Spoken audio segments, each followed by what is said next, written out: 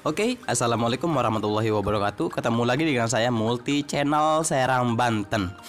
Saya sekarang lagi mau ngontrol ya, mau ngontrol pembeku mesin es rakitan saya. Lihat di sini saya sudah nyampe rumah ya, rumahnya pembeli mesin es batu dari Keramat Watu. Jadi sekarang saya mau ngontrol untuk suhunya dan untuk airnya, takaran airnya. Lihat di sini. Di sini lokasinya dekat sekolahannya, lihat di sini. Ini sekolahan SD. Dia katanya selalu keteter ataupun selalu kehabisan. Di sana untuk ujung sana dia sekolah STM. Jadi dua sekolah ada di sini. Gitu ya. Untuk batu esnya dia sering keteter, sering kehabisan. Sekarang setelah menggunakan mesin rakitan saya, lihat nanti hasilnya stok dia. Stok yang sudah jadi esnya kehabisan atau tidak.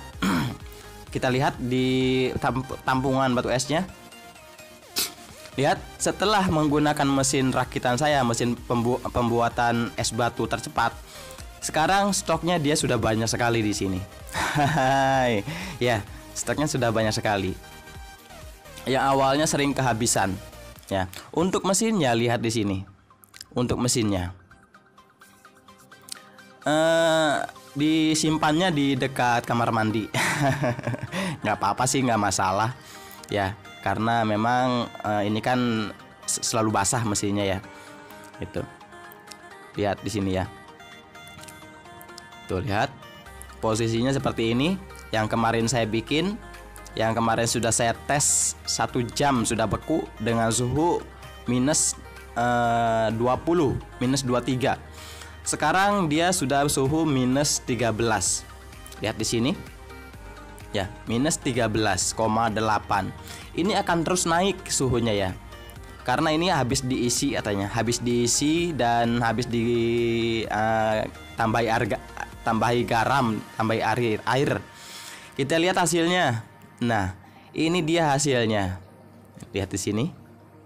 Untuk pembekuannya. Wow, mantap ya. Di sini.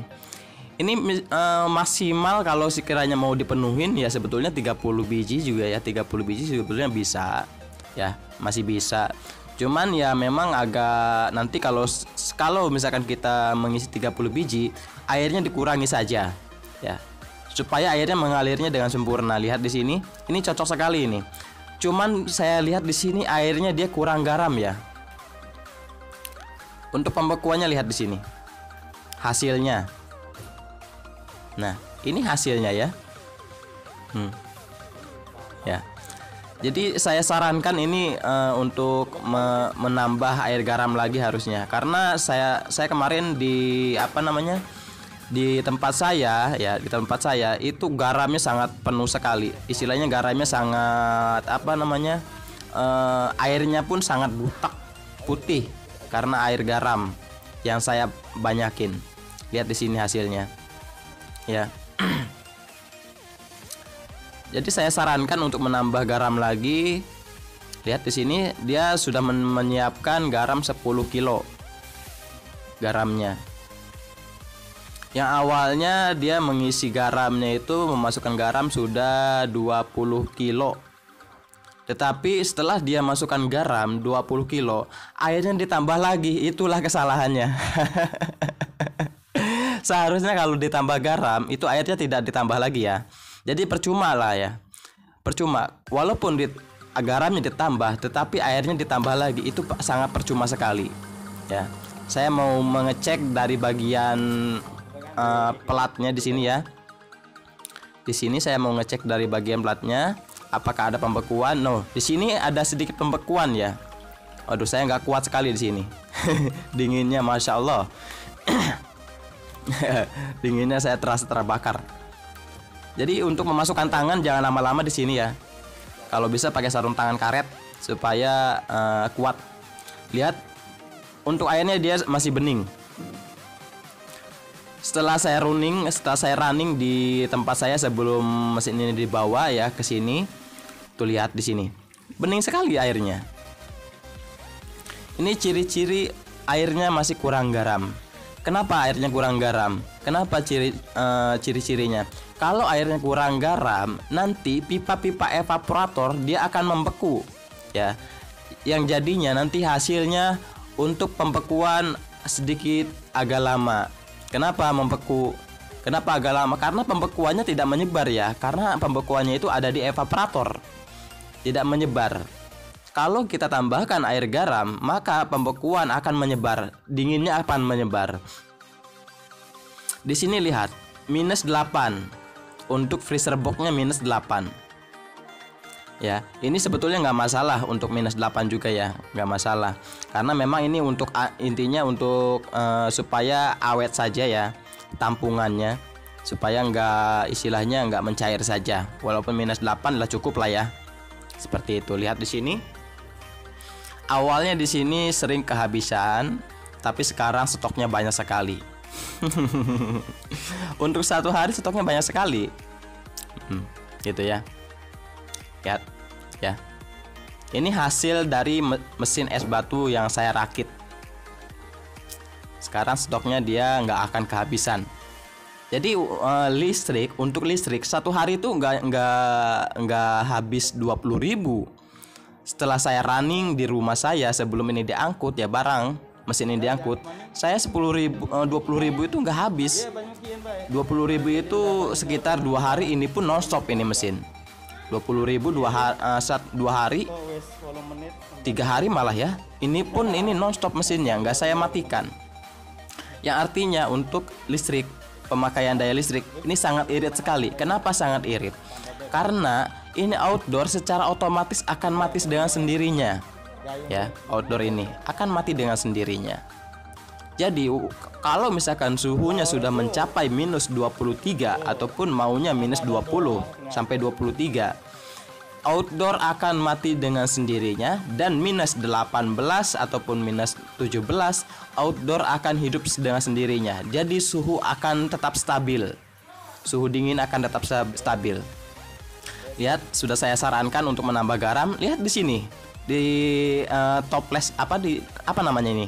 Kalau bahasa saya di ini ya, sangku. Di sini ya, lihat di sini nih. Kalau bahasa saya mah baskom. Bahasa saya terserah. Kalau bahasa lain ya nggak tahu ya apa namanya ya. Lihat di sini, airnya saja dia sangat bening sekali ya. Ciri-ciri air kurang garam kalau seperti ini. Makanya saya sarankan untuk menambah air garam juga ya. Lihat di sini. Air garam yang ada di box itu cuma terlihat bening sekali ya. Maka nanti suhunya dia tidak akan maksimal kalau kurang air garam. Ya, pada intinya air garam itu membantu untuk menyerap kalori yang ada di es batu ini. Maka nanti setelah diserap kalori ya dengan air garam, pembekuan pun akan cepat.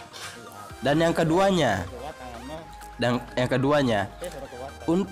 kenapa harus tambah garam lagi? Karena kalau nggak tambah garam, kalau tidak menambah garam, maka pipa evaporator akan membeku. Yang hasilnya nanti pendinginan tidak akan menyebar. Pendinginan nanti yang ada cuman ada di evaporator, tidak akan naik ke atas, tidak akan mengalir di sirkulasi air, pompa air, ya kan? Lihat di sini. Sudah saya sarankan untuk menambah garamnya, lihat di sini. Ya. Diaduk terus teh. Diaduk terus. Pantang mundur ya. Harus sabar mengaduk ini Maya. Sebetulnya mengaduk ini jangan seperti ini ya. Jadi harus bolak-balik, berlawanan arah. Jadi berlawanan arah gitu jadi ya.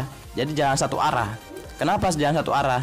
Karena kalau proses satu arah seperti ini mengaduk garam, nanti untuk istilahnya cairnya pun garam tidak akan maksimal, tidak akan cepat.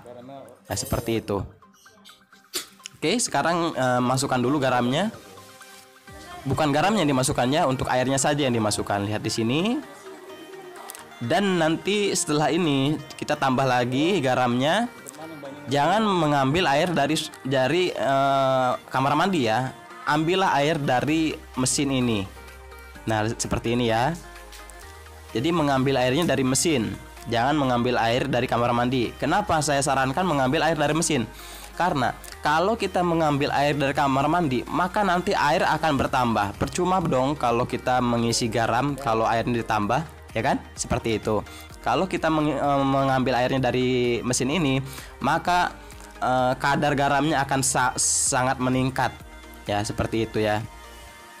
Jadi diambil air dari mesin, lalu diadukkan lagi dan ambil lagi airnya, tuangkan lagi. Jadi seperti ini teh ya nih. Untuk mengaduk garamnya seperti ini nih. Kita berlawanan arah seperti ini. Nah, set. Nah, set. Nah, set. Jadi seperti itu ya. Jadi nanti untuk pencairan garam dia akan cepat sekali untuk mencairnya. Ya, seperti itu ya. Untuk yang ingin memesan, silahkan hubungi 087711065353 ya. Oke, makasih. Salam dari saya, Multi Channel Serang Banten. Wassalamualaikum warahmatullahi wabarakatuh.